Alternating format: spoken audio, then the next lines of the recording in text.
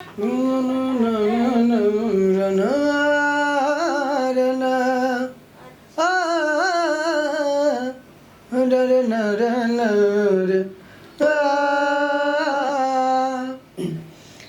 बहुत बढ़िया भाई यार, बहुत अच्छा कंपोजिशन हुआ है। कहाँ नाम है सिंगर भाई के? दिवेश जी, वाह सुपर बढ़िया लाजवाब। चांद जी के दोस्त बने दिवेश जी, आज गरिमा रिकॉर्डिंग स्टूडियो में उनकर रिकॉर्डिंग भइल बा भैया। काफ़ी बढ़िया म्यूजिक के साथ उनकर गाना बनल बटे और काफ़ी अच्छा मैटर भी बात आप सबके सुनाओ जाई कि म्यूजिक कैसे बनेला, गरिमा रिकॉर्डिंग स्टूडियो में काम कैसे होला, रिकॉर्डिंग कैसे होला। एक बार तो पहले आप सबके म्यूजिक सुनाए कि अपना यहाँ के म्यूजिक कितना खतरनाक बनेला, क्वालिटीज़ कितना बढ़िया होला। बहुत सारा म्यूजिक मिक्स रिदम पर बन जाला भैया, 500 से 300 में म्यूजिक बन जाई, लेकिन बढ़िया क्वालिटी बनी मतलब 500, 1000, 1500 भी जाला, 800, 1000 रुपया जाला म्यूजिक के। लेकिन आपके म्यूजिक ज़बरदस्त मिली, ठीक बाटे, और क्वालिटी आपके बेस्ट मिली, एकदम लाजवाब। एक बार सुन ले लिया कि म्यूजिक कैसे बात है।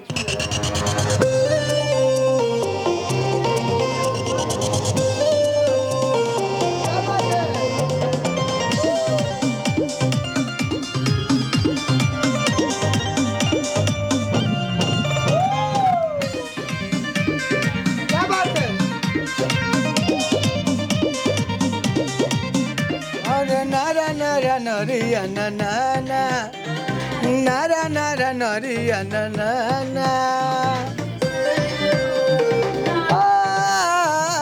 nara nara nariya na nara, nara nara nariya na nara, nara nara na na nara nara nara na। देखिए ये म्यूजिक होला भैया, ये बीट होला जो हम गुनगुने नहीं है, आप सब देखा तो कब्जा वीडियो में सुना तो कब्जा। अभी जो गुनगुनाल गई वो एगो बीट के ऊपर हमने के खाली एगो डमी के माध्यम से सुर के गुनगुने नहीं है जा, धुन के गुनगुने नहीं है जा, लेकिन वही के ऊपर हमने के गाना गावे के होला। जब म्यूजिक बजे, ए महाराज एक सेकंड हो, जब हमनी के कोनो भी गाना गावल जाला, जब म्यूजिक बजेला तो म्यूजिक के ऊपर जोन बाटे हमनी के गावे के होला गाना। बहुत बार का होला कि जब नया सिंगर गायक कलाकार भाई जब गावे खातिर अंदर जाले आ म्यूजिक बजेला तो कंफ्यूज हो जाले कि अब कहाँ से गावे के बा, कैसे गावे के बा, का गावे के बा, कौने सुर में गावे के बा। तो बिल्कुल भी आपके घबराए की जरूरत नहीं है, हमेशा वीडियो के माध्यम से हम आप सबके बतावत रहिला, समझावत रहिला, सिखावत रहिला भैया म्यूजिक कितना जरूरी बाटे, म्यूजिक के ऊपर कितना बढ़िया गावल जरूरी बा। तो देखिए म्यूजिक बजते हुए आता है और उसके बाद से हमने के गावल जाई, पकड़ल जाई कि म्यूजिक में का बाजता, म्यूजिक के ऊपर कैसे गावे बा। लाइन के बहुत ज़्यादा ध्यान रखल जरूरी बा भैया कि शब्द जोन बा हमने के याद रहे चाहिए, क्योंकि शब्दवा याद रही तबे गावे मजा आई। शब्द कई बार हमने के भूल जानी जा। कहे सबके नजरिया हमरे ओरिया मुड़ेला, ई वाला गाना बा कि हरियर हरियर सुतो हो। गाना के लाइन जोन बा ऊ अब हम गाए म्यूजिक के ऊपर ध्यान रखिए लो। मान लो कोनो गाना गाओ बा म्यूजिक बजता और ई गाना के कैसे गाओ बा म्यूजिक के ऊपर बराबर ध्यान दो। क्या बात है। अरे हरियर हरियर सुतो केतना के चंगल लूटो, क्या बात है।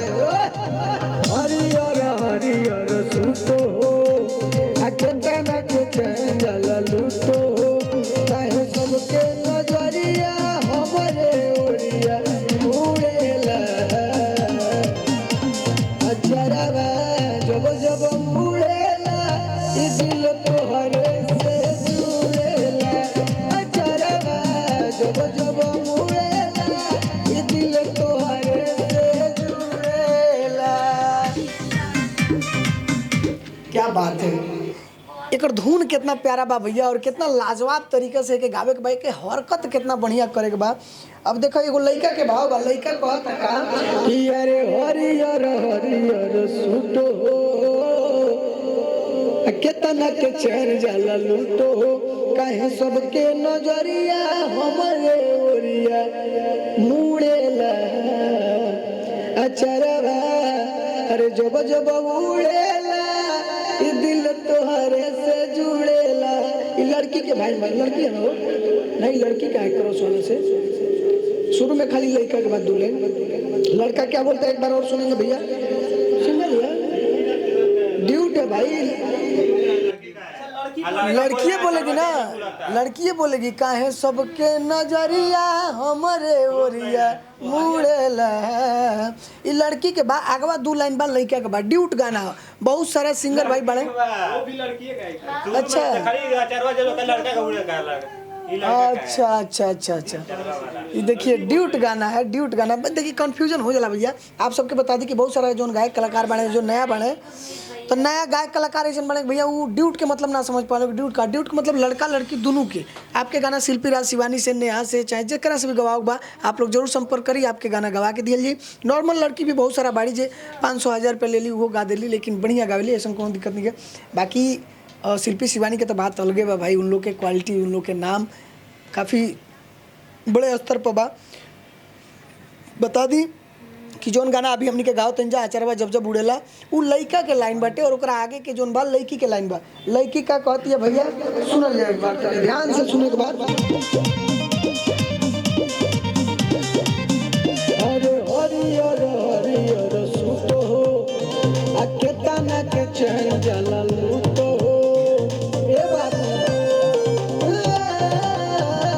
हरियर हरियर सुतो हो, आके तना के चैन जला लूटो हो। काहे सबके नजरिया हमरे ओरिया मुड़ेला। अचरवा जब जब उड़ेला, ये दिल तोहरे से जुड़ेला। अचरवा जब जब उड़ेला, ये दिल तोहरे से जुड़ेला। देखिए क्या बात है, बहुत बढ़िया, लाजवाब। गावे में बहुत मजा आवेला भैया हमनी के। काहे कि जब गायकी आवेला और जब कोनो बढ़िया मैटर मिल जाला, बढ़िया म्यूजिक मिल जाला, बढ़िया धुन मिल जाला, लागेला कि यार उखाड़ के फेंक दिया जाए।